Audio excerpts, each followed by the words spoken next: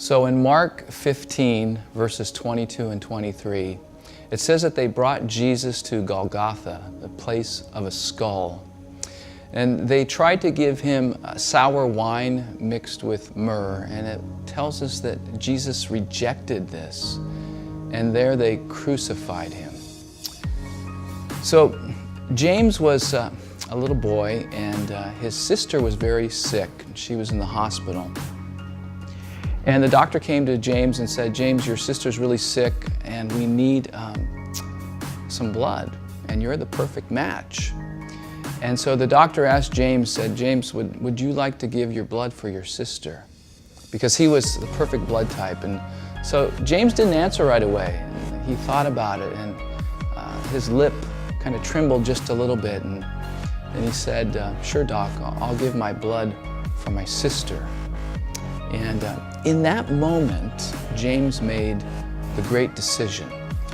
And so later that day, the doctor came to visit James and his sister after they had done the blood transfusion. And the doctor said to James, he said, "James, your sister's going to be okay."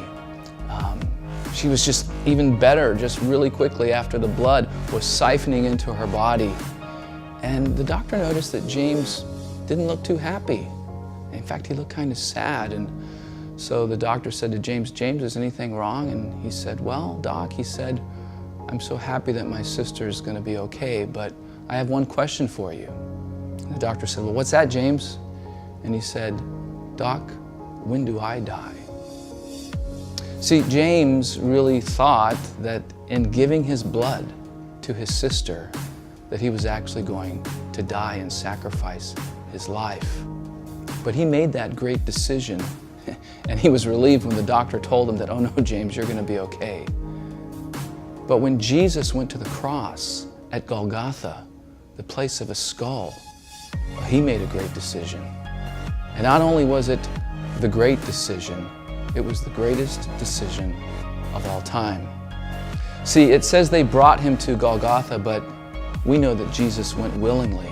We know that he made that decision himself, that he would go to the cross, that he would suffer the pain and the anguish and the incredible, just excruciating pain of death on a cross, of crucifixion.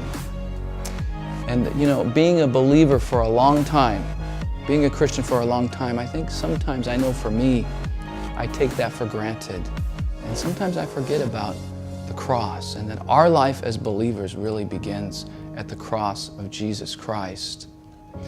And I remember when I was a little boy, and I would read about this wine, this sour wine that they tried to give Jesus, and he rejected it. And I thought, that's kind of weird. Why wouldn't Jesus accept this drink? I mean, he was on the cross, he was tired, he was probably thirsty. Why would he reject it? But see, it didn't have anything to do with thirst at all. Because we know that in order for us to be completely forgiven, for salvation to be complete in us, Jesus had to endure and incur all the pain, all the shame, all the suffering of the cross, every bit of it. And that drink that was mixed with myrrh was actually something that would desensitize his pain, that it would dull the senses, like when you go to the dentist and you get Novocaine and you can't feel all the pain. No, not when Jesus went to the cross. He had to suffer all the pain, all the shame, and he did for you and for me. Let's remind ourselves of that Jesus made the greatest decision of all time to completely save us, and he endured it all for you and for me. May God bless you as you remember the greatest decision of all time was Jesus going to the cross.